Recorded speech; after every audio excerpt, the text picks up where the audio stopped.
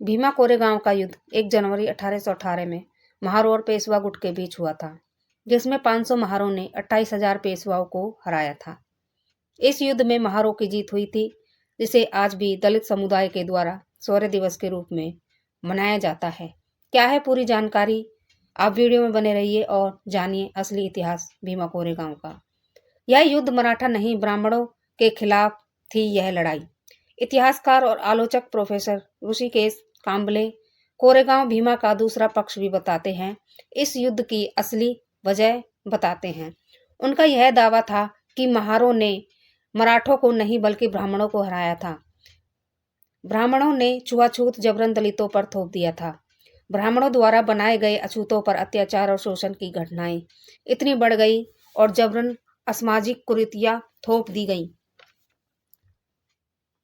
वो इससे नाराज थे क्योंकि ब्राह्मणों द्वारा अछूतों के गले में हांडी और कमर पर झाड़ू बंधने के लिए उन्हें मजबूर कर दिया जाता था। जब महारों ने ब्राह्मणों से इस प्रथा को खत्म करने के लिए कहा तो वे नहीं माने और इसी वजह से वे ब्रिटिश फौज से मिल गए। ब्रिटिश फौज ने महारों को ट्रेनिंग दी और पेशवाई के खिलाफ लड़ने की प्रेरणा दी। मराठा शक्ति के नाम पर जो ब्राह्मणों की पेशवाई थी, ये लड़ाई दरअसल उनके खिलाफ थी और महारों ने उन्हें हरा दिया। ये लड़ाई मराठों के खिलाफ तो कतई नहीं थी।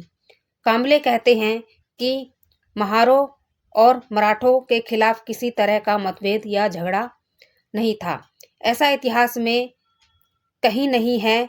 अगर ब्राह्मण छुआछूत को खत्म कर देते तो शायद ये लड़ाई नहीं होती।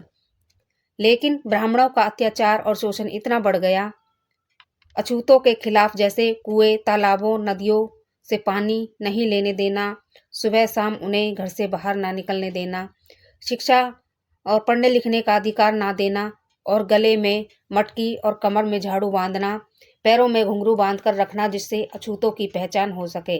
इस व्यवस्था के खिलाफ यह युद्ध लड़ा गया।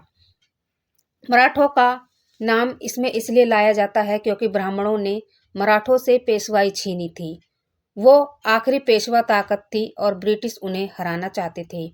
इसीलिए ब्रितानी फौज ने महारों को साथ लिया और पेशवा राज खत्म कर दिया और आखिर में इस व्यवस्था को खत्म कर दिया, जिससे पूरा दलित समाज आज भी 1 जनवरी को इस दिन को शौर्य दिवस के रूप में मनाता है। लाखों लोग हर साल भीमा कोरेगांव जाकर अपने पूर्वजों को याद करते हैं और उन्हें श्रद्धांजलि देते हैं और अपने पूर्वजों के शौर्य पर गर्व करते हैं।